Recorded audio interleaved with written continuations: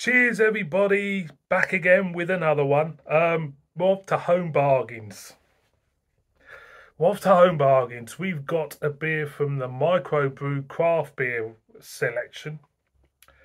No, the Microbrew British craft beer selection. They're calling themselves. We got a session pale ale, and it is a can of Perch Rock Pale. Brewed on the Wirral. It's clocking in at 4.8% ABV. At a distance, I'll be honest with you, at a distance, that looked like the Angel of the North to me. Not a bloke with a surfboard. So we've got a lighthouse there, and we got a city skyline. I don't know if that's supposed to be Liverpool, but that city skyline looks more like Leeds than Liverpool to me. But, you know, what do I know? I've never been to Liverpool in my life. Also, it says small batch brewed, which is highly unlikely because there's a shitload of Home Bargains scattered everywhere now. And they're, expanding at the rate of a new one every week. But it seems to have a shitload of these in. So Perch Rock Session Pale Ale, it says a balanced and refreshing session pale with floral and citrus notes, super drinkable and perfectly, shall I say, sessionable, brewed with Citra, Chinook and Eureka hops in small batches at an award-winning microbrewery on the Wirral Peninsula. One of a limited edition range of craft beers brewed exclusively for the Microbrew craft beer selection. So there you go. I'm not I'm not really confident with this one because I did one the other week and it was absolutely fucking terrible. So I'm not holding my breath for this, to be honest. So I'm gonna just,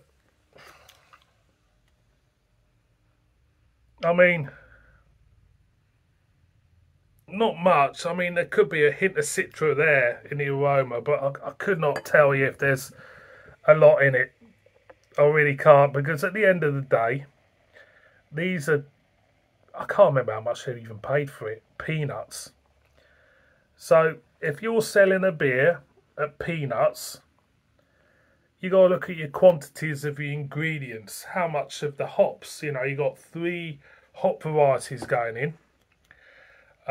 Whether or not any of them could be used as bittering hops, I'm not sure. I'm not a brewer. I don't know what the alpha acid level is in any of them.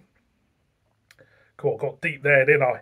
So when you're selling a beer for peanuts, you're going to have more or less limited quantities going in, surely. You got to, all your high gravity brewing to an extreme rate and you're watering it down to... Anyway, I'm not a brewer though. Let's get it right. Well, being a glass, well, it looks half decent, to be honest. I'll give them that. It's a slight haziness to this. It looks half decent. There's a nice white dissipating head. Again, a slight hint of tropical, a slight hint of citrus, but not much else. So I'm going to have to go in. Cheers. I might not be in for long.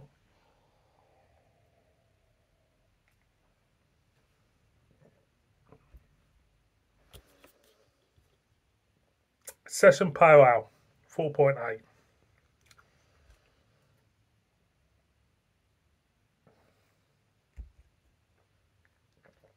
I'll be honest, I couldn't really session it. Hint of bitterness. You do pick up the malt. You pick up a better malt, which, to be honest, it's not that bad. But to me, there's a void missing in the taste of the beer. There is a big void missing. And that's a void of something fruity, a lemon, or a tropicalness. That's what's basically missing.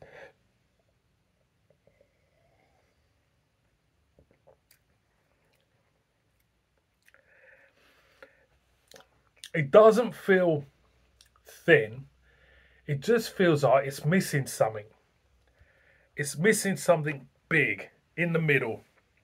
Bitterness, maltiness, that bit in the middle. You know, something lemony, something tropical, just something to fill that void. And I think that's where it kind of like loses its way for me. It's you know, everything else seems to be okay. I think you can live with it. It's just it's missing something in the middle. Some character or something, some taste note, just to carry it through from the beginning to the end.